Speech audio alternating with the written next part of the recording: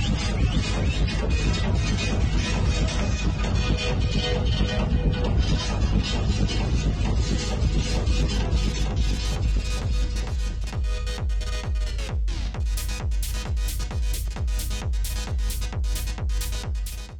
guys, it's Julien here, and today I'm going to be talking to you about how I made my new track Destiny. So I just put out a new EP on Sportex label IAMT. You may have heard it if you follow me on any of my social media. And today I'm going to be breaking down for you how I made the title track. So this is the project file from it here, and I'm just going to be going through kind of from top to bottom and showing you everything that's going on here. So the first thing that we have going on here is you can see I have everything in groups kind of like corresponding to what type of sound it is. Like we have the kick, we got the percussion, we got the FX, and we have the synth. This is a really good way to kind of keep your project files organized. It makes it easy for me to go through and show you this, but also it makes it easy when you go back later, because like a lot of times, you know, you'll start a track and then maybe you don't touch the project file for like a week and a half or something like that, right? And if it's not organized, you can kind of lose that workflow that you had when you first started. And then when you come back later, it can be kind of like just hard to get back into it. So this way, it just makes it easy to keep it more focused. But yeah, so the first thing we got going on here is the kick. Not a whole lot with that one.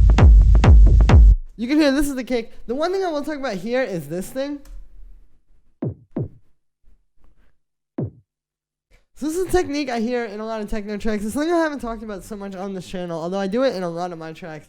Basically, you would normally have your kick just playing straight quarter notes like that, but then you bring in this thing. Like that. You can hear it even more in the intro when the kick is filtered up.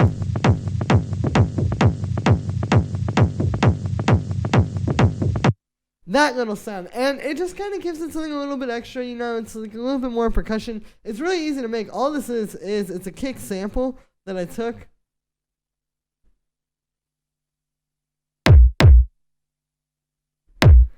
You can see I shortened it because this was originally a rumble kick sample,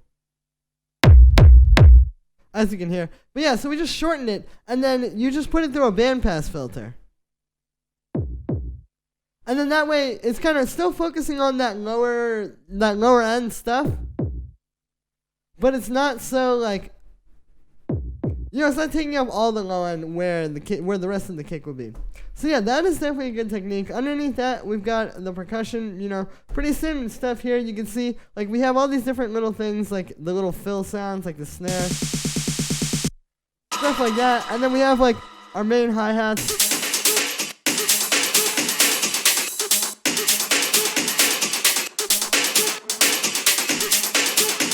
Which also has this breakbeat in here.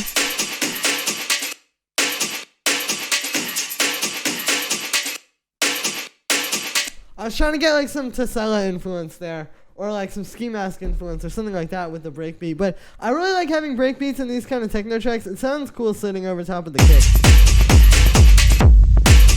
It's like a nice juxtaposition of things. And also you'll notice when I have the breakbeat playing, I don't have the little extra kick I was just talking about. So that's another thing. It's just kind of like knowing how to mix it and knowing when to take certain things like that out, because you're not even going to notice that little doom doom underneath everything when this breakbeat is playing, and it's just going to get in the way of it. But yeah, there's the break, and then, like I said, like all the hi-hats, I'll show you those together.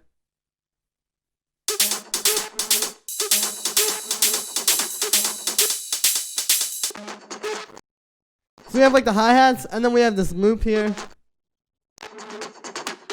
which my computer does not like. You can see on the group of the hi-hats, I have a few things, like we've got them all being reverbed together a little bit. That's a good technique to kind of make the hi-hats sound, you know, more like in their own kind of world. I got a bit of drum bus on there tying them all together. We got the EQ8, and then this washout just kind of comes in the middle there. I had that for some other thing. Sometimes it's just how my project files end up, like I'll just have something like that in the middle there that doesn't actually even do anything. I guess I could delete that, but we'll keep it on here. Like there's this group with like an old kick that I was working on, you know. My project files tend to not be the most organized, but I know how to look around them. There's also this, which is this break that plays, this only plays for a short period of time. But you can see with this one, I have the automation just kind of like bringing that dry wet up there. So that is definitely a thing there. After that, we have all the effects. You can see, like, we have this vinyl noise that plays throughout the track. But then I also have like a bunch of little effects here. You know, stuff like that. Fun fact, if you do something like this in the middle of your break, like if you have this, I noticed whenever you have one of those in the middle of your track, especially if it's in a break like this where there's like a very kind of mid-rangey synth playing, it makes the crowd really go off when they hear that in the background. So if you feel like your tracks are getting kind of boring at a certain point, or like if maybe you're playing them out in clubs and you're noticing that people aren't always like responding so well, or there's like a certain point where they're getting bored, try having one of those come through, because oftentimes literally that is all it takes to get everybody in the crowd cheering for your track. It's like they hear the high end in the white noise or in the reverb or whatever it may be, and like they just think that it's other people cheering, so then they just start cheering. But it really works. So that's definitely a good thing there. And like another thing with that is just where I put it. Like it's actually on the 4 there. It doesn't hit right when the beat drops. So just kind of like a small detail there. We got a bunch of other effects here. There's like that thing. A lot of the effects sound weird when you play them, like right at the moment they're supposed to hit, because it's supposed to kind of come out of the last part. Like that sounds a lot different than if I just go like this, and you just hear that going there. But yeah, and then down here we have probably the thing you've been waiting for, the synths. You can hear these are all, yeah, you can see these are all down here. Like we have this ARP that you've been hearing throughout the track. What this is actually is, shout out Zenro. This is a preset that I used from him. It's this, yeah, it's from this Paradox Sunset. I think I messed with it or did something, but I definitely started with this preset. You know, it's just kind of like this cool ARP. I believe there's some automation on there of some sort. Yeah, like I have, you know, a low pass filter, kind of bringing it in and out in a few different places. The automation is definitely important. If you're going to use a sound like this is a very repetitive sound. And even though it is playing a pretty cool ARP, like just hearing that over and over again can get boring. The automation is really what's going to keep that from happening. You can see, like, even in this part I have this really subtle automation where it only goes down to there. It's still got quite a bit of the sound coming through, but just giving it that movement, like, really makes a lot of difference. And a lot of people ask me, like, how you can, you know, turn loops and stuff into a full track. This is an example of how I did it. I just took this really simple loop. It's literally just like a half note of notes, like worth of new notes here. And by giving it automation, and also by just giving it like an interesting sound, an interesting note, it stays interesting through the track. We also have this pad here. I'll go to a part where it's filtered up.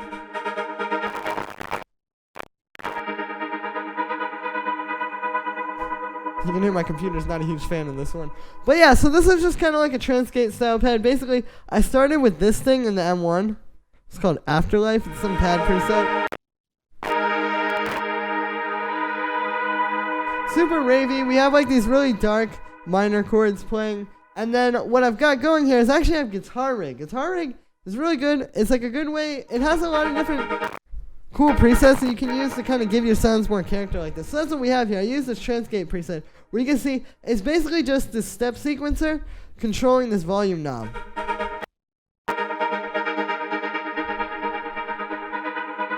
And there we go. That's how you get the cool transy pads. And I have like going through a bit of filter delay. I like filter delay with these kinds of sounds because it's so rhythmic. The filter delay sounds really cool. We got a bunch of other stuff on there. I've also got like this sound. Just like a little M1 string drum going through there. And then we also have sort of like the main sound that you hear in the break.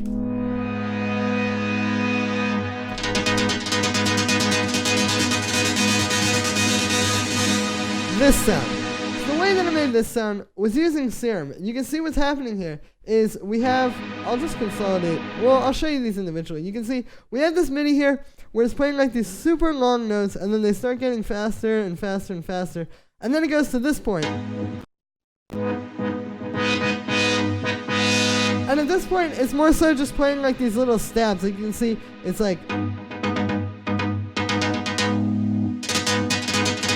you know, just doing those quick sort of like erratic movements like that. So this was very inspired by like rival consoles, John Hopkins, Lauren, sort of like that style of sound design where it's like more alive and kind of evolving and yeah, just constantly changing. Like it starts as one sound. And by here, less than like 30 seconds later, it's completely different, and it's just morphed into something completely new and different. And then here you can see it's doing the same thing. You'll also notice with these notes, there's a lot of velocity changes. This is pretty important. I think it's also, in here as well. The part that plays during the drops. So the velocity is very important. I mapped that inside of Serum. I'll show you that in a moment. You can also see we have all of this automation here. So if I show you these all in new lanes, I have these three different things being automated here. And you can see it mostly changes once we get to here. But what these are controlling mostly is like the envelope of the filter. You can see.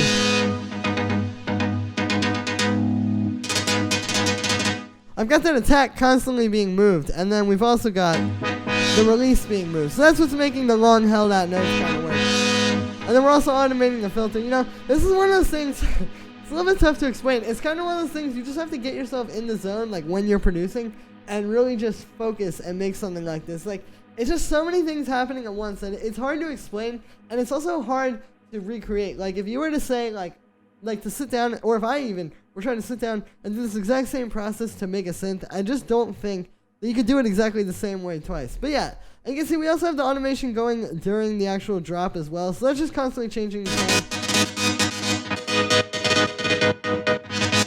I'll show you the second one in a second. But yeah, so that just makes it so it's constantly moving, so that it doesn't just get to the drop and then all of a sudden it's sitting in one place. I was very, very influenced, I'm sure you can imagine, by Space Raiders, the Charlotte DeWitt remix. Of course, very popular track right now. But what I really liked about it was how simple it was and how effective it was in its simplicity. Like, if you listen to the drop in that track, you may notice it's very similar to mine. It literally just hits with the rave stab and the kick. And hers is actually even more simple because it's just that stab, which is already a familiar sound. At least with this, I have, like, I can move it and kind of do cool morphing stuff. But with that, it's got to stay interesting with a much more static sound. But that was kind of the idea here, was to make something really simple. Well, like it hits like that. And you just get these fat synths and the hard kick. And so yeah, that's the idea there with like the drop. Like I needed it once it got to the drop to be something that could really stand well on its own. And I'll show you the effects on that as well. Like I have this resonator. You can hear that's subtle. It's just giving it a little bit of like a metallic kind of thing. I've got that tuned to the key of the track. We've got like drum bus. That's what's making it fat. I've got an EQ8 on there, cutting out the low end as well. I have that in a group. So then there's another resonator on the group, which is like slowly automating up and down with the decay. Just kind of gives it a little bit of movement. I've got like reverb, a bit of OTT, a bit of drum bus on the group. That's where the LFO tool is happening because I have both of these in there. There's also this one.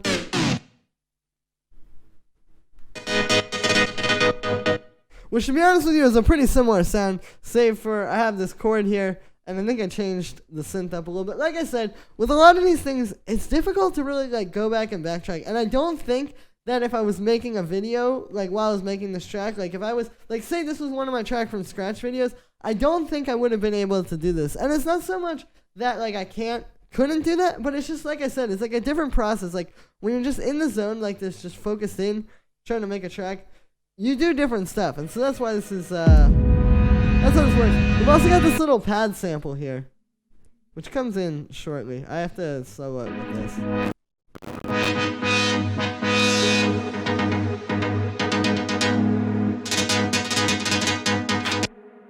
So if I turn off the gate on this, it's basically this thing. You can hear it. It just adds a little bit more of that like low mid-range and kind of some width to the sound. And it also makes it sound cool because what's happening is it's a pad, and then all of a sudden this gate comes in. And we have it sidechained to that little stab. So now, you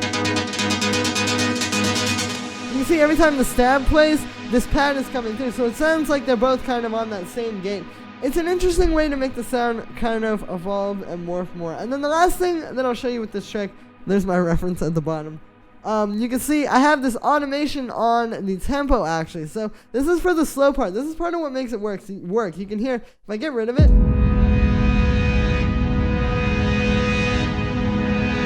it's a little too fast with this part. It doesn't really give you a moment to like breathe and really take in what's happening. But when we have it just all of a sudden get really slow and then fade in like that, You can see it gets back up to 132 BPM. Like by the time we get to the drop, because of this little part, it's, you know, it's not like we're ever questioning what tempo it's at. It's just that this, doing this ambient part, again, just makes it so much more spaced out and spread out, and it makes the track a bit more interesting. Because then during this part, it's like slowly speeding up as well. So that's part of what's adding dimension to this. Because if you listen to that part when it's all at the same speed, just all at 132,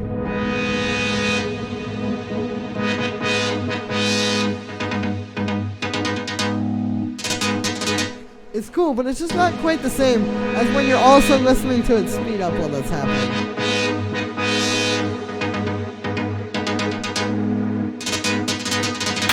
So yeah, what all this hopefully shows you is like, it's not just about the sound that you're making, but it's about how that sound fits in the overall track. And not only that, but if you really want something to be a main focus of your track, like this, like when we get to this drop, it's pretty much the main synth there. It's all, like, you need to know how to kind of make the track focused around that. It's not going to be the main thing that everything is focused on if you don't focus everything on it, if that makes any sense. So, with that, that's it for this one, guys. I just wanted to show you how I made this track. You know, I think it's interesting to kind of put your secrets out there, quote unquote, like with the synth and stuff. It's kind of like, people say that your secrets are going to get copied. I don't really think that. I think it's good to just put it out there and kind of show you guys how I did it. And, you know, if you guys make something better than me, then that is my motivation to make something even better than that. So, that's it for this one, guys, like I already said. Thank you very much. I hope you enjoyed it. Definitely go support the EP if you haven't already. It's in the description. So go check that out. It's literally right at the top. Can't miss it. And yeah, thank you so much, everyone. And I'll see you tomorrow with another video.